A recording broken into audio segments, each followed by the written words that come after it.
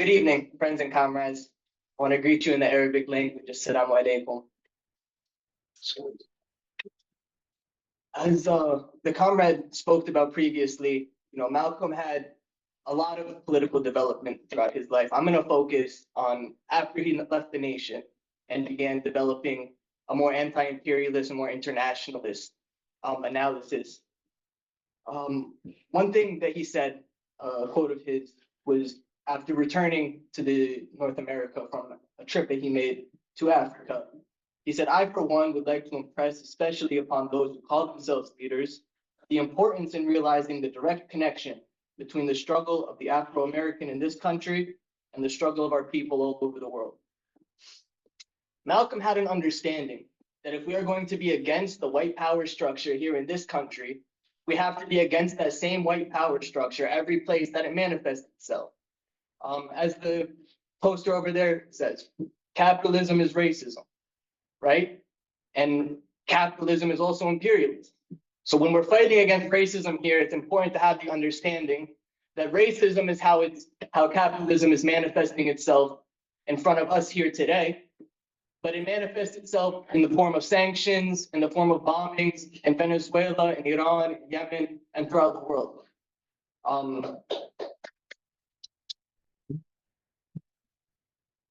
This understanding that Malcolm had was really formed in large part during his trip to Gaza in 1964, where he toured Khan Yunis camp. He met with the religious leaders in the Gaza Strip. He sat with normal people in the camp, had meals with them, and really spoke to them to understand the material conditions of people back in the. Now, this was before the 1967 war, the Nakba, and everything that happened in that battle, which was super influential and really changed the course of history. So this was before all that, and before Gaza was really under occupation and siege. But even then, he was able to see the brutal nature of Zionism. And when he came back, he wrote the essay, Zionist Logic, which I really do agree with Comrade Monica. I encourage everyone to read. But I'm going to read one quote from it because Malcolm says it better than I ever could. He said, "The ever-scheming European imperialists wisely placed Israel where she could geographically divide the Arab world, infiltrate and sow the seeds of dissension among African leaders, and also divide the Africans against the Asians. The continued low standard of living in the Arab world has been skillfully used by the Zionist propagandists to make it appear to the Africans that the Arab leaders are not intellectually or technically qualified to lift the standard of their people, thus indirectly inducing Africans to turn away from the Arabs and towards the Israelis for teachers and technical assistance." This was true in 1964. This is just as true today.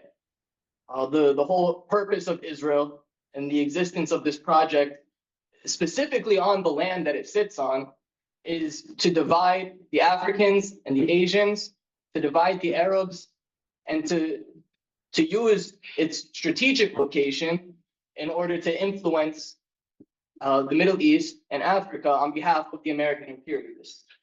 And we saw this recently, just a few years back, the whole shenanigans of Israel attempting to join the African Union. Unfortunately, that was shut down. But they're really trying. They're very actively trying to influence and subvert Africa. Now, Malcolm was influential in his time, but also he was a huge reason for the era that came after him. Particularly the organization, the Student Nonviolent Coordinating Committee, which later became the Student National Coordinating Committee after the more radical faction went out. I'm going to call it SNCC. SNCC was led at one point by Kwame Ture, formerly Stokely Carmichael, as well as Ethel Minor. Ethel Minor was a student of Malcolm. She was a member of the Brotherhood, not the Brotherhood, the Nation of Islam. When Malcolm left and formed his own organization, she left and joined the same organization. And then after Malcolm's martyrdom, she joined SNCC. And Ethel Minor was incredibly influential in SNCC taking the position that they took on Zionism. And it's important, and I don't want to talk too much about this because I could talk for hours about SNCC specifically, but it's incredibly important to understand the role that SNCC played in the pro-Palestine movement and just normalizing a vocal anti-Zionist stance. They took a lot of repression. They took a lot of hits because they refused to go along and say, yes, Zionism's a national liberation movement, or even be silent on the matter. They understood that imperialism is the highest stage of capitalism. And as such, Zionism, which attaches itself to British imperialism, that's how it was came into being, is simply the junior partner of Western imperialism. And so while they were in the South organizing among the working class people in the South, they were also educating and learning and reading about just capitalism and imperialism. And they came to the logical conclusion that Zionism is the same white settler structure that this nation is built on. And thus there's no room for any revolutionary, or nonetheless a conscious person, to be even, not picking a side on the matter. It's very clear. After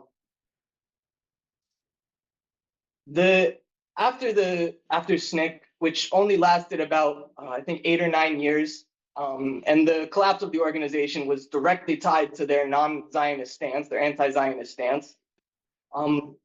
We saw the rise of the Black Panther Party. And several SNCC leaders were also involved in the Black Panther Party, namely Kwame Ture and H. Rap Brown. But the Panthers are very interesting to me.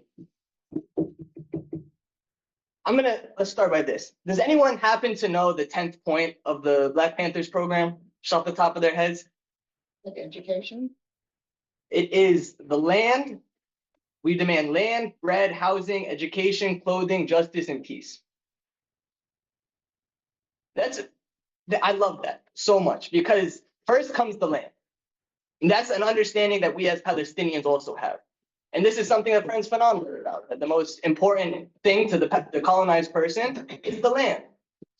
And then after the land, it's bread, housing, education, clothing, justice, peace. All of that stems from the land. It is the land which houses us. It is the land which feeds us. It is the land which gives us shelter.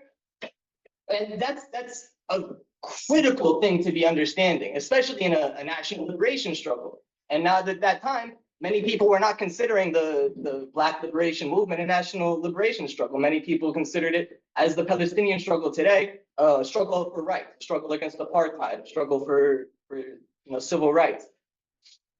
And we saw in all over the world where these national liberation struggles failed to fully acknowledge the full character of the national liberation struggle and merely fight about rights and civil rights and equality, that you end up not winning. You end up not becoming free.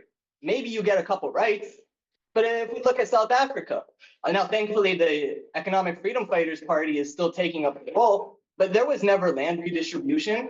The same settlers who owned all the resources in South Africa prior to the fall of apartheid still own all the resources in South Africa after the fall of apartheid. And that cannot be our struggle. As Africans or as Arabs, we need to understand that our dignity, our power, peace, all of it stems from the land. And that's something the Black Panther Party understood very well. Another thing that I find very interesting about the Black Panther parties, and this is something that comes from Malcolm X's teachings, was their armed neighborhood patrols.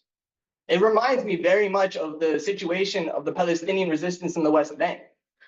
In the West Bank today, you have the Tulkarm brigades, you have the Nablus brigades, you have the Jenin brigades. These are localized, generally in refugee camps in the West Bank, just the youth of the camps arming themselves and taking the security of their neighborhoods and their people into their own hands. Every time the Zionists or the traitorous Palestinian Authority try to enter the camp to make arrests or make assassinations, the sons of the camp rise up with weapons and defend their people. The same way that the Black Panther Party would patrol their own communities with weapons, with guns, and protect their people against the racist pigs who would come in shooting people on an almost daily basis. And that's a little bit about the historical similarities between the Black struggle in the United States and the Palestinian struggle. But even today, Israel, and we talked briefly about this, but I'm going to go into a little more. Israel is actively playing a role in subverting Africa. Israel was the final country to have ties with apartheid South Africa, arming them up to the last day with weaponry. Even after America had cut ties with apartheid South Africa, Israel was still sending them weapons. Now, of course, they were sending them weapons on behalf of America, so we shouldn't give America too much credit. In the Congo genocide today, in the Congo, we know that's a genocide that is stemming from resources and the theft of the Congo's precious minerals.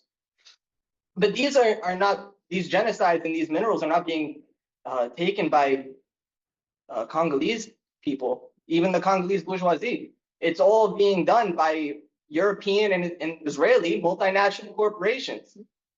Dan Gertler, who owns the Gertler Private Equity Group or some stupid name, is one of the main figures carrying out the genocide. An Israeli citizen, a Zionist billionaire, has come from occupied Palestine to the Congo to carry out a genocide in the name of the American dollar.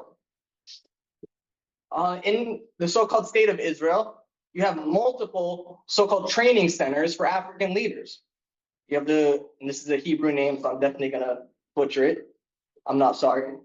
Golda Meir, Meshahav, Qarmout International Training Center, the AJC Africa Institute, the CALA, the Center for African Leaders in Agriculture. These are all institutions that are created and exist in order to control African leadership and the leaders of African countries. Not just on behalf of the Zionist entity, because the Zionist entity doesn't exist for its own behest. It exists on the behest of the Western imperialists. And it acts as a tool for Western imperialist interests, right? So we have to understand that all of these training centers for African leaders in Israel are in fact training centers where the American and European imperialists are able to push their agenda on current and future leaders in African states.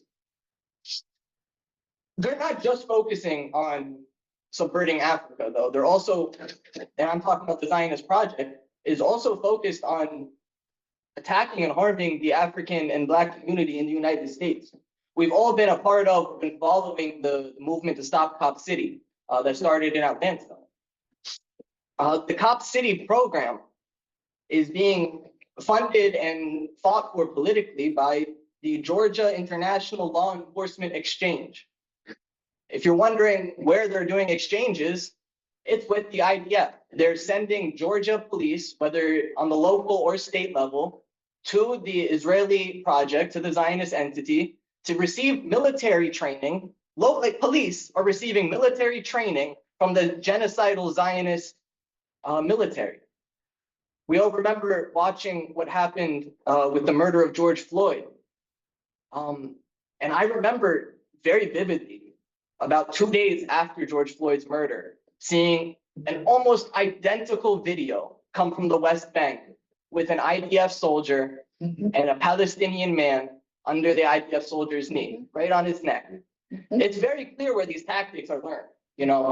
These aren't disconnected struggles. As Malcolm said, we really need to understand the inherent interconnectedness of all these anti-imperialist struggles, whether in the heart of the empire or outside of it. And of course, we also have Ruto in, I believe he's in Kenya. And Ruto is leading now a, fascist military police state. And where are those weapons coming from? They're coming from the Zionist entity. The genocide in the war in Sudan. You can easily find Zionist collaboration and Zionist weapons involved in both sides of that war. So it's very clear that Israel and the Zionist entity have made it their job to attack not only Arab and Palestinian people, but also the African continent on behalf of the Western imperialists. And it's not just they've made it their job, it is their job. It is what they were created to do inherently. Mao Zedong said they created Israel for the Arabs and Taiwan for us. But today we see, at least in the West, the solidarity that has been formed for the last several decades is still very strong. Today, if you look at mainstream American media, the only semi-mainstream voices that speak principally on the issue of Palestine are leaders from the Black community. This is the only community that has consistently stood with the Palestinian people in the imperialist core. Also, when George Floyd was murdered, we saw in the West Bank huge protests claiming Black Lives Matter, claiming, condemning the racist American police. So this is an old solidarity, but it's also, there's a lot of work to be done. Both in the Black community in the US, as well as in the Palestinian diaspora, our organizations have largely been intentionally dismantled and liquidated. And that has not only hurt our individual struggles, it's also affected the level of solidarity that is possible between our two communities. So the most important thing is that we begin to rebuild our organizations, that we reorganize ourselves in our own communities, and then begin rebuilding and strengthening that solidarity and that history of solidarity that has existed since the formation of the Zionist project. I want to end with a quote from the Palestinian thinker, writer, and martyr, Ghassan Kanafani. He said, imperialism has laid its body all over the world. The head in Eastern Asia, the heart in the Middle East, its arteries reaching Africa and Latin America. But wherever you strike it, you damage it, and you serve the world revolution. Think to the prisoners, words to the mothers, and revolution protected.